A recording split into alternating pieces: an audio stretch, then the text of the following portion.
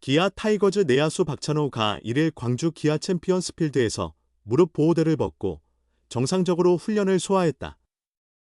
현장에서 본 박찬호의 움직임은 한층 자연스러웠다. 그는 지난달 25일 광주에서 열린 키움 히어로즈전 첫 타석에서 안타를 치고 2루 도루를 시도하다 오른 무릎을 강하게 부딪혀 타박상을 입고 1군에서 제외됐다. 이후 휴식을 취한 그는 무릎 보호대를 착용한 채 조심스럽게 훈련을 재개했다. 그러나 이날 보호대를 벗은 채 훈련에 나섰고 티배팅을 신중하게 소화한 뒤 배팅 케이지에서도 날카로운 타구를 만들어냈다. 이범호 감독은 잠실 가야죠라고 말했다. 박찬호는 오는 5일 잠실에서 열리는 LG 트윈스전에 맞춰 1군 복귀가 가능하다. 다만 그는 이범호 감독에게 수비 시 약간의 통증이 남아있다고 전했다. 이에 따라 감독은 그의 컨디션을 최종 점검한 후 잠실에서부터 기용할 계획이다. 이범호 감독은 찬호가 복구하더라도 완전히 컨디션을 찾으려면 시간이 조금 더 필요할 겁니다. 최소 일주일은 지나야 할 거예요 라고 밝혔다. 현재 김규성이 공수에서 좋은 활약을 펼치고 있으며 박찬호가 복구하면 자연스럽게 김규성이 3루수로 나설 가능성이 크다. 기아는 3승 5패로 3월을 마무리했다. 이범호 감독은 4월을 잘 버텨야 한다고 강조했다. 그는 이번 주말 박찬호가 복귀하고 김도영의 재활경과도 나쁘지 않다고 전했다. 또한 김규성, 홍종표, 변우혁 등이 김도영의 공백을 잘 메우고 있어 앞으로 이 3주를 안정적으로 버티는 것이 가장 중요하다고 덧붙였다. 그 시작이 바로 박찬호의 복거다. 김도영의 이탈보다 더욱 뼈아픈 박찬호의 공백이다. 기아 타이거즈의 하락세가 심상치 않다. 팀 곳곳에서 균열이 드러나고 있다.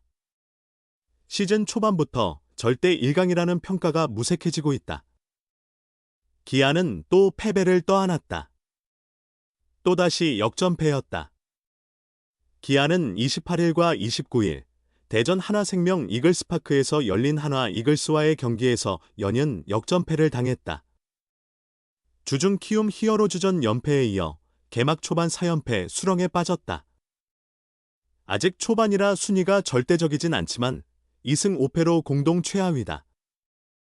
개막 7연승을 달리고 있는 LG 트윈스와는 벌써 5경기 차가 벌어졌다. 핵심 선수들의 부상이 너무도 뼈아프다. 개막전 NC 다이노스와의 경기에서 김도영을 잃었다. 김도영은 주루 과정에서 왼쪽 햄스트링을 부여잡았다. 다행히 장기 결장할 정도의 심각한 부상은 아니었으나 약 한 달간 공백이 불가피해졌다. 지난 시즌 타율 0.347, 38홈런, 109타점, 143득점, 40도루를 기록하며 MVP에 오른 선수의 이탈만으로도 충격이 컸다. 그런데 기아는 여기서 톱타자이자 주전 유격수인 박찬호까지 잃었다. 박찬호는 주중 키움과의 3연전 첫 경기에서 도루를 시도하다 오른쪽 무릎을 다쳤다. 십자인대 파열 같은 최악의 상황은 피했지만 결국 엔트리에서 제외됐다. 박찬호가 빠진 첫 경기, 유격수 윤도현이 2회 치명적인 실책을 범하며 무실점으로 넘길 수 있었던 이닝을 사실점으로 끝냈다. 그 여파로 경기는 역전패로 마무리됐고 연패는 4경기까지 이어졌다. 윤도현은 결국 2군행을 통보받았다.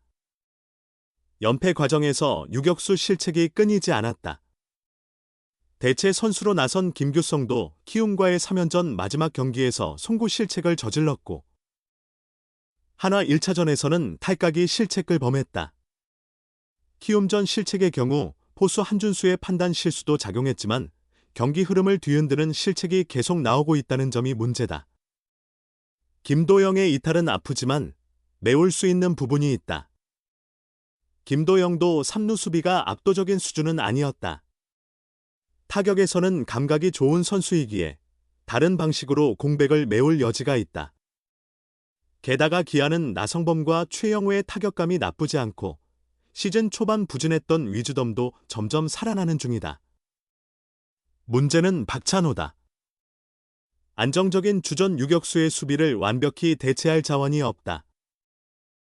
이는 기아뿐만 아니라 다른 구단들도 마찬가지다. 센터라인 수비가 흔들리면 경기가 완전히 무너진다. 공격에서도 그의 부재가 크다. 타격이 만개하며 출루 능력이 향상된 1번 타자가 빠진 것은 경기 운영에 지대한 영향을 미친다. 주자가 출루하고 도루하며 상대를 흔드는 요소가 사라지면서 팀 전체의 공격 흐름도 둔화되고 있다. 박찬호는 엔트리 말소 후 10일을 채우고 복귀할 전망이다. 그때까지 기아는 버텨야 한다. 더 무너진다면 초반 상위권 경쟁에 합류하는 것이 어려워질 수 있다. 우승을 노리는 팀이라면 지금의 연패는 뼈아픈 타격이 될 수밖에 없다. 게다가 문제는 야수진뿐만이 아니다.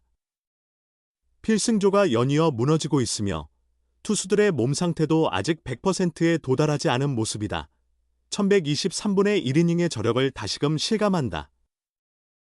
기아 타이거즈의 주전 유격수 박찬호는 25일 광주 키움 히어로즈전 1회 말 우전 안타를 친 뒤 2루로 벤트레그 슬라이딩을 시도하다 오른 무릎을 강하게 부딪혔다.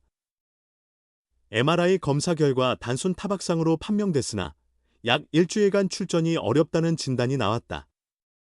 이에 이범호 감독은 26일 광주 키움전을 앞두고 박찬호를 1군 엔트리에서 제외했다.